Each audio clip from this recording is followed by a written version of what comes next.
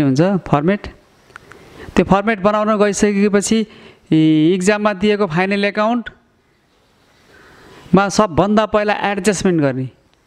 Adjustment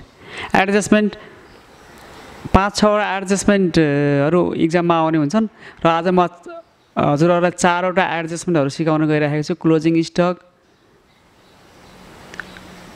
wages due outstanding, prepaid salaries, depreciation on machine. यी 4 वटा एडजस्टमेन्टहरू पहिला इक्जाममा एडजस्टमेन्ट पहिला गर्ने। एडजस्टमेन्ट पहिला गरिसकेपछि बाँकी रहेका ट्रायल ब्यालेन्सका बुँदाहरू हरेक trading account, profit and loss account, balance सिटमा कहाँ सब पोस्टिङ हुन्छ त्यसलाई पोस्टिङ गर्ने। अनि त्यसरी बल्ल छिटो मिल्ने हुन्छ र एउटा ट्रेडिङ एकाउन्ट सक्ने पहिला, अनि प्रफिट एन्ड लस एकाउन्टमा झर्ने, फेरि profit and loss account balance सिटमा आउने गऱ्यो भने टाइमको हिसाबले पनि धेरै टाइम लाग्ने र एडजस्टमेन्टहरू छुट्ने हुन्छ धेरै विद्यार्थीको। क्लोजिङ स्टक ट्रेडिङ एकाउन्टमा चढायो, पछि ब्यालेन्स सिटमा बिर्सिराखेको हुन्छ र prepaid salary profit and loss एकाउन्टमा पोस्टिङ गर्यो, फेरि ब्यालेन्स सिटमा बिर्सिराखेको हुन्छ कि। त्यस्तो नहोस् भन्नलाई सबभन्दा पहिला एडजस्टमेन्ट गर्ने। एडजस्टमेन्टलाई 2 ठाउँमा चढाउने असर परिरहेको हुन्छ हरेक एडजस्टमेन्टहरू। क्लोजिङ स्टक ट्रेडिङ एकाउन्टको क्रेडिट साइड, ब्यालेन्स सिटको एसेटमा। वेजेस ड्यू भनेको आउटस्ट्यान्डिङ हो, तिर्न बाँकी, यसलाई वेजेसमा जोड्ने ट्रेडिङ एकाउन्टमा र फेरि त्यसलाई ब्यालेन्स सिटको ल्याबिलिटी साइडमा लगेर वेजेस ड्यू यहाँ ₹5000 छ, त्यो 5000लाई फेरि पोस्टिङ गर्नुपर्ने हुन्छ।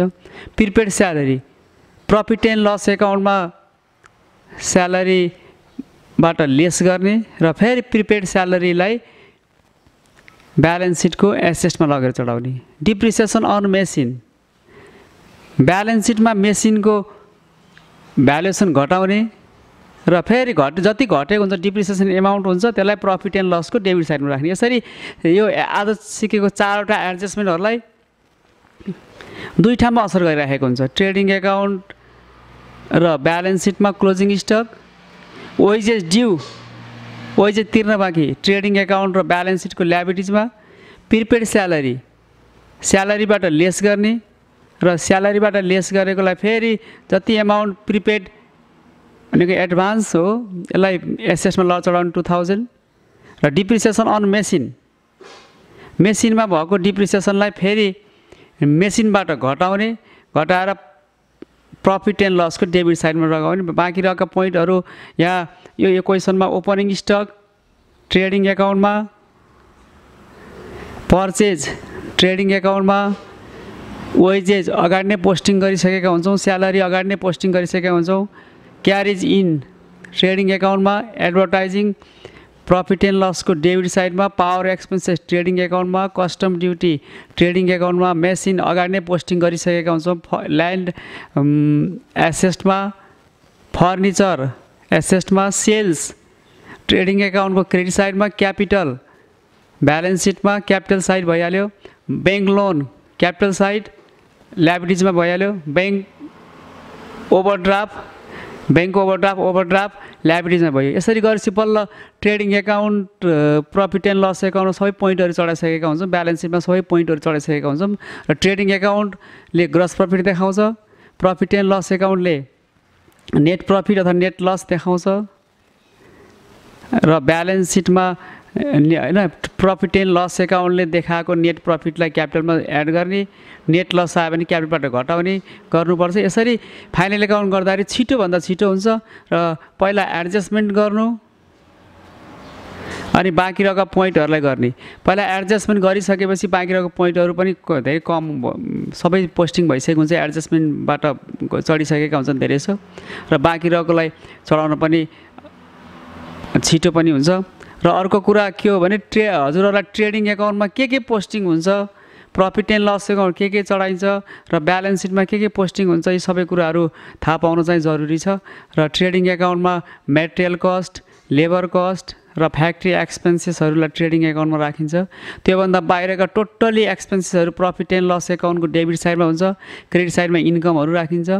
ब्यालेन्सको एसेट भनेपछि फिक्स एसेट, करेन्ट एसेट र इन्टान्जिबल एसेटहरू, फिक्स्ड एसेट्सहरू ब्यालेन्स सिटको एसेट्समा हुन्छ क्यापिटल एन्ड ल्याबिलिटिज पेएबल एमाउन्टहरू हैन क्यापिटलहरू ब्यालेन्स सिटको ल्याबिलिटिज साइड क्यापिटल साइडमा हुन्छ। यसरी यो थाहा पाइसकेपछि फाइनल एकाउन्ट गर्न सजिलो छ। हजुरहरूलाई यो क्वेसनको म फेरि सल्भ गरेर देखाउँछु। Trading account profit and loss account balance sheet मध्ये दुई ठाउँमा चढिराखेको हुन्छ एडजस्टमेन्टहरू। एडजस्टमेन्ट पहिला सल्भ गर्ने। यो एडजस्टमेन्ट यस्ता एडजस्टमेन्टहरू 1500 वटा एडजस्टमेन्टहरू पढ्नुपर्ने हुन्छ कोर्समा र यो एडजस्टमेन्टहरू पहिला दुई ठाउँमा असर परेको हुन्छ। यसको एडजस्टमेन्टको सधैँ यो एडजस्टमेन्ट दुई ठाउँमा असर परेको हुन्छ। दुई ठाउँमा असर परेको एडजस्टमेन्टहरूलाई सल्भ गर्ने। पहिला सल्भ गरिसकेपछि त्यसपछि बाँकी रहेका पोइन्टहरूलाई चढाउने। त्यसो गर्नुभयो भने छिटो हुन्छ र छिटोभन्दा छिटो फाइनल एकाउन्ट मिल्छ। कुनै पनि पोइन्टहरू छोड्दैन। अब एउटा ट्रेडिङ एकाउन्ट सक्ने अनि प्रफिट एन्ड लस एकाउन्ट सक्ने अनि ब्यालेन्स सिटमा झर्नुभयो भने टाइम पनि धेरै जान्छ र करिब इक्जाममा हामीलाई 15 मार्क्सको क्लास 11 मा र क्लास 12 मार्क्सको आउने हुन्छ फाइनल एकाउन्ट र क्लास 11 मा 15 मार्क्सको फाइनल एकाउन्टलाई 27 मिनट्समा सल्भ गर्नुपर्नेलाई विद्यार्थीले 1 घन्टै लगाएर अरू क्वेसनहरू छुटेर फेल पनि हुने सम्भावना हुन्छ। त्यसर्थ यो फाइनल एकाउन्ट गर्दाखेरि एउटा ट्रेडिङ एकाउन्ट सक्ने प्रफिट एन्ड लस एकाउन्ट सक्ने ब्यालेन्स सिट गरेर नगर्नु होला। यसले गर्दाखेरि तपाईँलाई टाइम पुग्दैन। त्यो बानी छ भने पनि अब हटाउनु होला। Trading account profit and loss account balance यसरी बनाउनुहोस्। एकैचोटि बनाएर अब बाँकी रहेका पोइन्टहरूलाई closing stock wages due prepaid salary depreciation on machine यी पोइन्टहरूलाई सेल्स रिटर्नहरू घटाउने ठाउँ थोरै राखेको अलिक तल by closing stock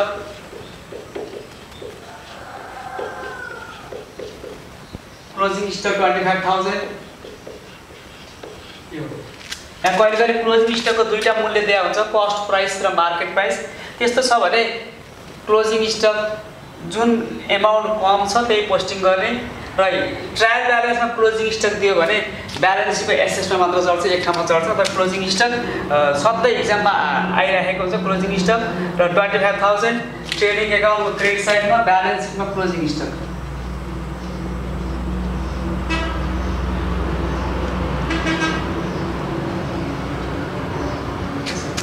closing stock. त्यस्तै वेजेस ड्यू रुपिस 5,000 छ।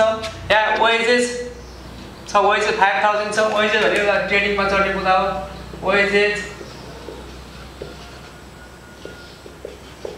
5,000 plus wages due 5,000 total amount 10,000 total amount add गर्ने यसलाई ड्यू हो। ड्यू भनेको outstanding payable unpaid to be paid भनेर भने आउँछ ड्यू आउटस्ट्यान्डिङ तिर्न बाँकी। फेरि यो 5,000 एमाउन्ट जुन छ वेजेसमा जोडेकोलाई फेरि ल्याबिलिटी साइडमा यहाँ वेजेस ड्यू भनेर यसरी राख्नुपर्ने हुन्छ।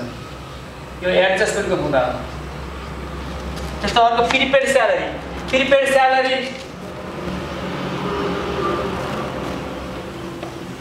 स्यालेरिज 10,000 छ। लेस गर्छ यसलाई प्रिपेड स्यालेरी 2,000 लाई लेस गर्छ 8,000 भयो। यता प्रिपेड एसेसमा चढ्यो प्रिपेड स्यालेरी 2,000 यो एडजस्टमेन्ट यहाँ 2,000 लेस गऱ्यौँ। यो 2,000 एमाउन्टलाई फेरि ब्यालेन्स सिटको एक्सेसमा लडाउनु पर्ने हुन्छ। अर्को depreciation on machine amount machine 1 lakh छ।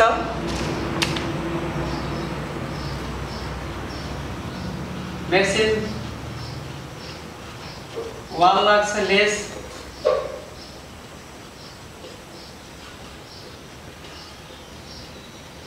डिप्रिसिएसन 10% 10,000 भयो। नेट भ्यालु 90,000 भयो। यो डिप्रिसिएसन 10,000 लाई फेरि सम्झेर प्रफिट एन्ड लसको डेबिट साइडमा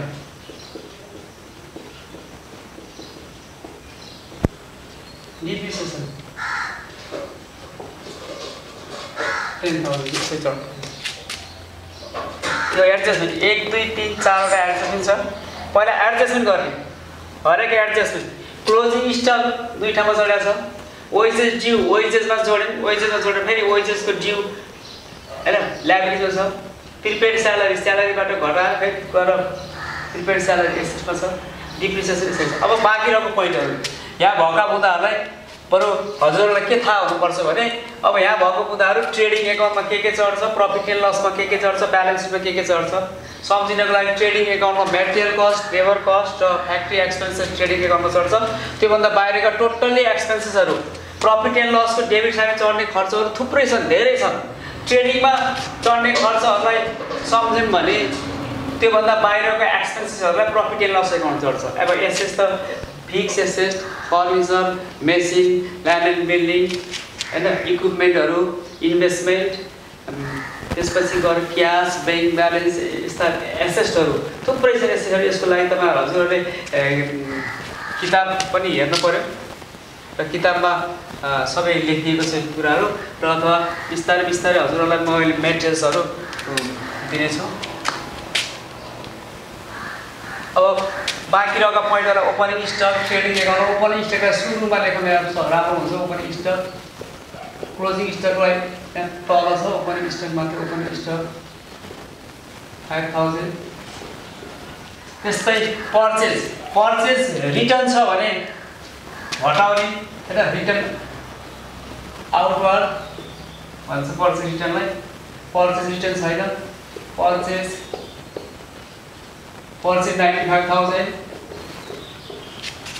95,000 छ वेजेस भइसक्यो छ अगाडि गरे स्यालेरी भयो क्यारी चिन भयो ट्रेडिङ एकाउन्टमा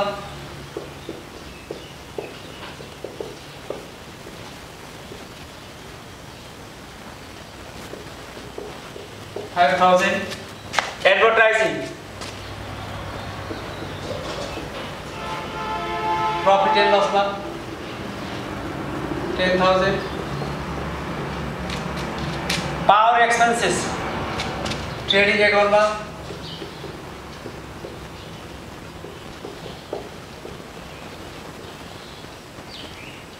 कस्टम ड्युटी ट्रेडिङ एकाउन्टमा कुन पोइन्टहरु केमा चढ्छ आफूले मेहनत गर्नुपर्ने हुन्छ power expenses 5,000 custom duty 5,000 machine भइसकेपछि ल्यान्ड एसेट क्लास 12 का विद्यार्थीहरूले यो क्रम मिलाएर राख्नुपर्ने हुन्छ कम्पनी एक्ट अनुसार यसलाई यहाँ चाहिँ 11 मा चाहिँ सर्भर लेख्छौँ हामी क्लास 11 मा मिलाउनु पर्दैन ल्यान्ड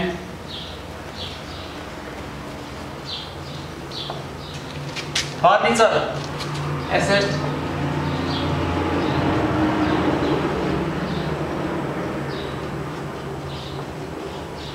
यो डेबिट साइडको इफेक्ट डेबिट साइड एसेटमा चढिरहेको छ अब यो क्रेडिट साइडको मुद्दाहरू क्रेडिट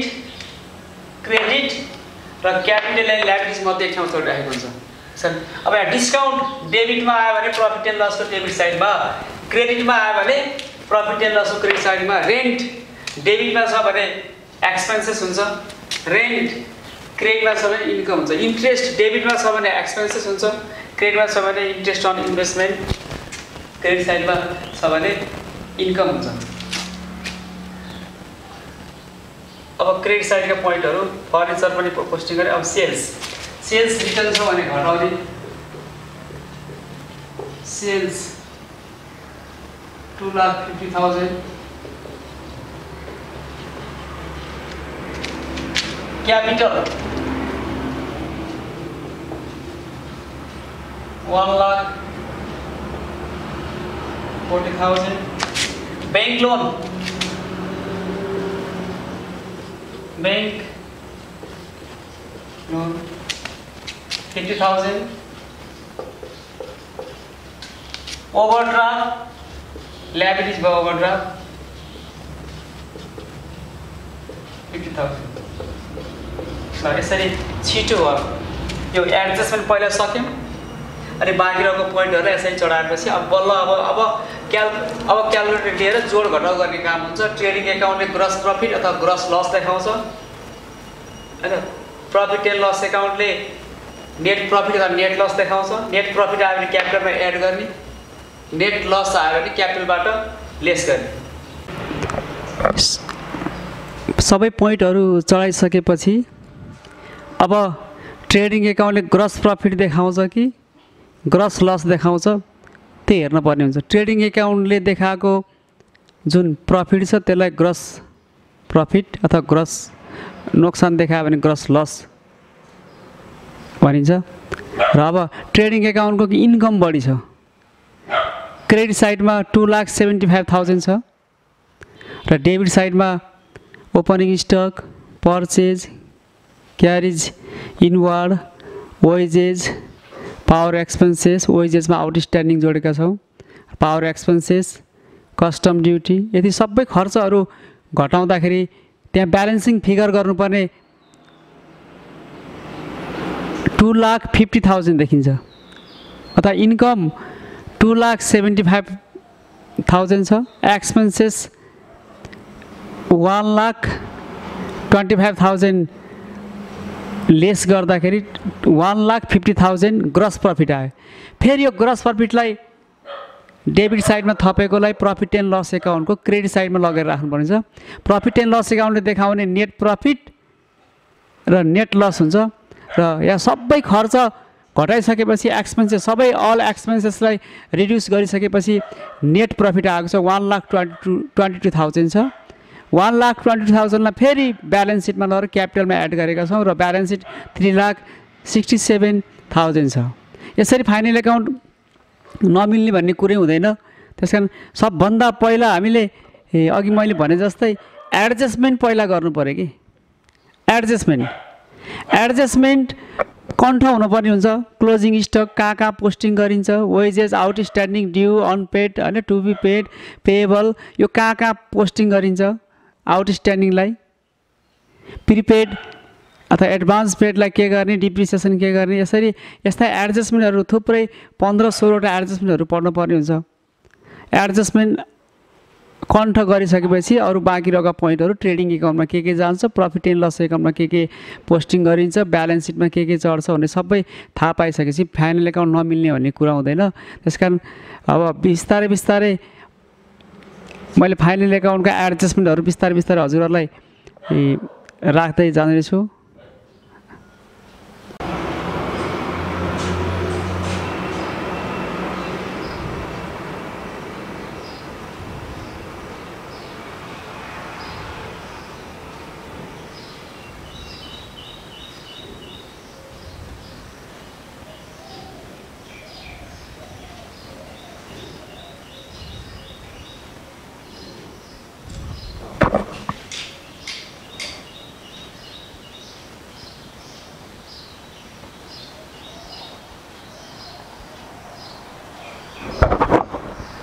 सल्भ गर्ने एडजस्टमेन्ट क्लोजिङ स्टक ट्रेडिङ एकाउन्टको क्रेडिट साइडमा ब्यालेन्स सिटको एसेटमा चढाइहाल्यो।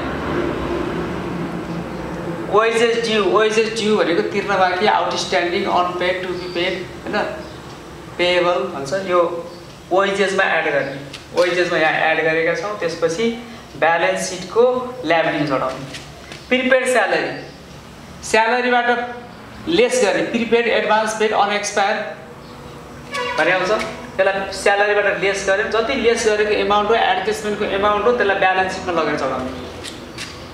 त्यसपछि डिप्रिसिएसन अन मेसिन, डिप्रिसिएसन भने त्यो घट्न पर्यो। डिप्रिसिएसन घटाउँदा डिप्रिसिएसन घटाउने मेसिन 1 लाखको छ, 10% डिप्रिसिएसन 10,000 भयो, 90,000 बाँकी रहेको छ। यो 10,000 लाई फेरि सम्झेर प्रफिट एन्ड लसको डेबिट साइडमा चढाउनुपर्छ। र बाँकी रहेको पोइन्टहरू ओपनिङ स्टक, पर्चेज, यो अनि क्यारेज इनवार्डहरू, एडभर्टाइजिङहरू, पावर एक्सपेन्सेसहरू, कस्टम ड्युटी, यी बाँकी रहेका पोइन्टहरूलाई trading account, profit and loss account balance सिटमा कहाँ चढ्छ आफ्नो स्थानमा लगेर चढाइदिनु पर्ने हुन्छ। यसरी फाइनल एकाउन्ट गर्दाखेरि एकैचोटि सबै trading account, profit and loss account balance sheet बनाइसकेपछि पहिला एडजस्टमेन्टै गर्ने। जसलाई एडजस्टमेन्ट कन्ट्रोल छैन, एडजस्टमेन्ट पुरै याद हुनु पर्यो। एडजस्टमेन्ट याद नहुनेलाई, एडजस्टमेन्ट कन्ठ नहुनेलाई यो अरू उसले सल्भ गर्नै सक्दैन। त्यस कारण जान्ने विद्यार्थीहरूले पनि एडजस्टमेन्ट क्लोजिङ स्टक ट्रेडिङ एकाउन्टमा चढाएपछि ब्यालेन्स सिट पछि गर्ने कामले गर्दाखेरि यो भुल्न सक्छ।